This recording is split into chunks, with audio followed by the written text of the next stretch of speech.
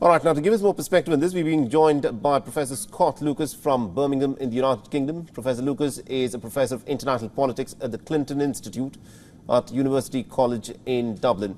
Now, Professor Lucas, let me in fact start off by asking you this. Do you expect some kind of a progress in terms of a ceasefire deal, given that both sides, that is Hamas and also the State of Israel, have stuck to the points that they've put forth, and neither side has actually budged very much from their stated positions? I am cautious, even pessimistic, that we will get anything resembling a ceasefire. Let me explain why. We have been here before, for months, and we're now in the 8th month of these mass killings and conflict. We always hear about, there are talks going on in Egypt, there are talks going on in Qatar, Hamas and Israel are talking through intermediaries, we'll get a deal. In fact, quite often that has been spin, an exaggeration, especially from the part of the Americans. In this specific case, let me emphasize to you the fundamental divide, and that is Hamas has made it clear that it will not accept a deal unless it is a phased deal, 1, 2, 3 phases, which ends in a ceasefire and the withdrawal of Israeli troops. On the other hand, Prime Minister Netanyahu's office in Israel has not only said there will not be a ceasefire, they are saying that they are going to continue with their operations to, quote, destroy Hamas, even if there is, say, a 6-week pause. Let me just read out to you the statement that came out of Israel, probably from Netanyahu's office 2 hours ago. Israel will under no circumstances agree to the end of the war as part of an agreement to release our hostages.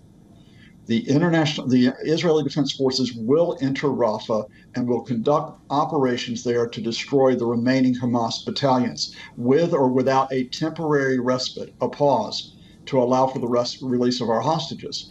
From the point of view of Netanyahu, if not the rest of the war cabinet, any agreement is not a ceasefire. It just buys a little bit of time to get hostages back, and then they continue not only with ongoing operations, but actually attack Rafah, where up to 1.5 million Gazans are seeking shelter.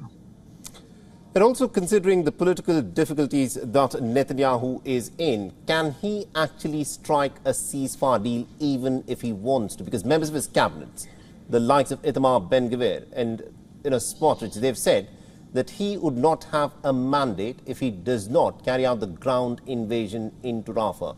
So if Netanyahu strikes a ceasefire deal, that effectively means that he may no longer be the prime minister.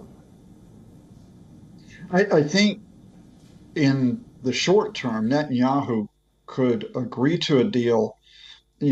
All right, fine. The finance minister, Mr. Smotrich, the national security minister, Mr. Ben-Gvir, they're not going to agree with any deal with Hamas at any point in the future. But I think Netanyahu could get a deal if the rest of the war cabinet, who's the defense minister, Yoav Gallant, and the former head of the Israeli military and the leader of the opposition party, Benny Gantz, if they agreed to it.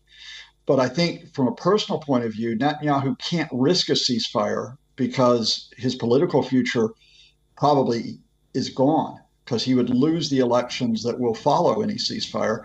And remember that he may be in legal jeopardy, because as soon as we have a ceasefire, then the trial that he faces on bribery charges could resume. Absolutely, indeed. Thank you very much, indeed, Professor Lucas, for joining us and getting us that perspective there. Thank you so much. For all the latest news, download the WION app and subscribe to our YouTube channel.